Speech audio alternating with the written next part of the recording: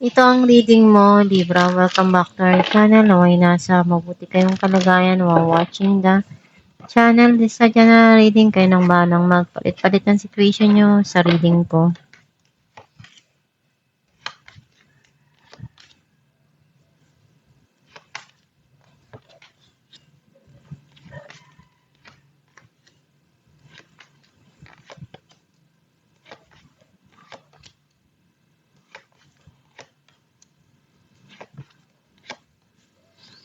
At the bottom of the deck, Nine of Swords. I feel like ang nasisense ko na energy mo may nagpapalungkot sa isipan mo, may mga gumugulo sa'yo, and may mga bagay na nasasaktan ka pa right now. Hindi mo pa yun maialis sa isipan mo.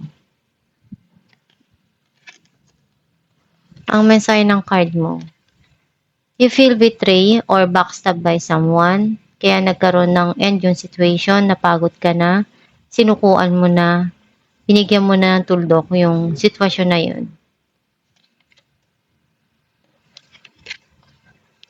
Ginawa mo lahat ng makaya mo para mapunuan yung pagkukulang, yung pagmamahal na may bibigay mo dun sa tao or dun sa mga taong minamahal mo. Some of you, andun yung pagmamahalan nitong dalawang tao na binibigay sa bawat isa. May mga pagsubok kang pinagdaanan na hindi mo halos malagpasan, pero nakaya mong ma-overcome yun. Ginawa mo yung lahat para makalagpas dun sa pagsubok na yun. Meron ka ditong negative feeling na nararamdaman. Some of you, you feel left out in the cold. Yung hindi mo inaasahan na iiwan ka ng isang tao na minahal mo, na ginawa mo lahat ng makaya mo para lang mapunuan lahat ng pagmamahal na may bibigay mo doon sa taong yun. Pero bandang huli, iniwan ka pa rin.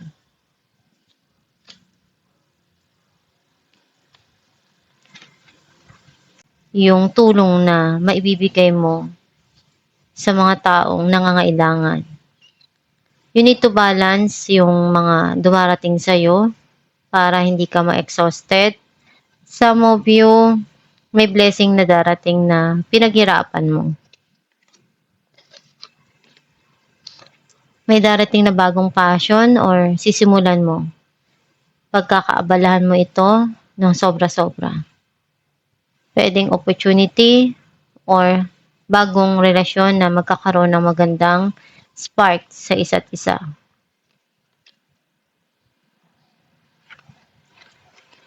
You feel connected dun sa past mo. Either situation or person. Hindi mo pa rin yun may alis yung sarili mo dun. Some of you meron ditong addiction or obsession.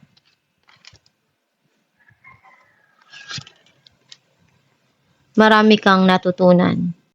Mabuti man o hindi. Yung mga dumating sa buhay mo. Pero alam mo sa sarili mo na nakaya mong harapin yun. Naging matatag ka dun. Naging matapang ka. Clarify natin ang Ten of Swords. Two of Pentacles and Seven of Pentacles. Iniisip mo, binigay mo lahat ng makakaya mo. Wala ka nang tinira para sa sarili mo. At magulo pa ang isipan mo kung tama pa ba na ituloy o hindi. Gusto mo nang tapusin or tinapos mo na kasi napagod ka na. Clarify natin ang Two of Swords. Queen of Wands and Eight of Pentacles. Unti-unti ka na nag-heal, nagiging okay ka na, mas binibigyan mo ng attention yung trabaho mo para makalimutan mo yung mga nangyari sa nakaraan. At mas gusto mo ngayon na ayusin kung ano yung meron sa buhay mo. Clarify natin ang Six of Pentacles. Nine of Wands and Nine of Pentacles.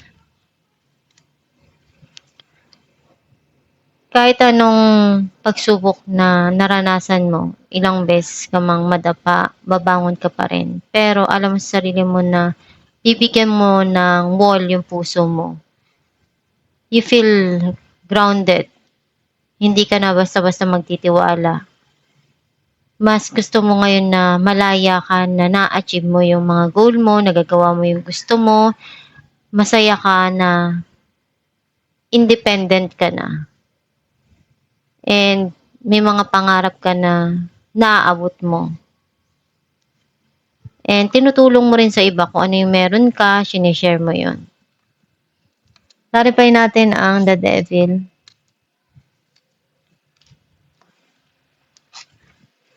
Queen of Pentacles and Ace of Wands. You're thinking about to invest again. And andun yung passion na nakikita ko na papasok. Magkakaroon ng communication and connection. Andun yung magbibigay ng panahon, oras. Kasi hindi mo pa rin mabitawan yung tao o yung nakaraan. Clarify natin ng Two of Cups. Justice and the Star. May clarity dito na darating. At meron kang inaasahan na mangyari or ma-receive. Some of you, andun yung pagmamahal na nararamdaman mo. Pero, alam mo sa sarili mo kung ano yung dapat na gawin. At nagdarasal ka na one day makuha mo kung ano yung para sa'yo. Clarify natin ang Five of Pentacles, the Chariot and King of Pentacles. May mga natutunan ka na nangyari dun sa buhay mo sa nakaraan. And iyon yung ginagamit mo to pursue your dreams, to achieve your goal, to get your financial stable. Kasi sobrang naranasan mong maging wala sa nakaraan. Yung sobrang hirap. Naranasan mo yun. Ngayon, natuto ka na. Some of you may tao na pinag-iisipan niyang mabuti. Kung ano yung magagawa niya. Kasi naramdaman niya ngayon na nag-iisa siya. Nung iniwan mo siya. Clarify natin ng Ace of Wands. The Fool and Queen of Cups. Meron ka ditong bagong journey na haharapin. And hinahanap mo yung pagmamahal. Yung pag-aalaga. Ngayon nakikita mo yung bago na darating sa'yo na nandun yung gusto mo. Mas binibigyan mo ng attention ngayon kung ano yung darating sa'yo. Clarify natin ang The Chariot.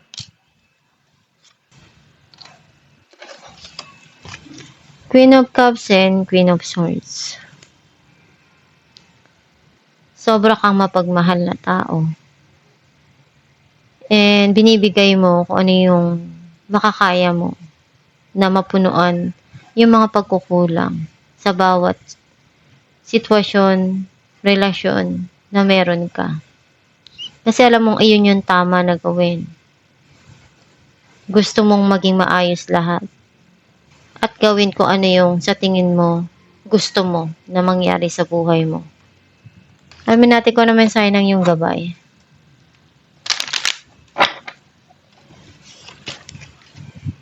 Joy.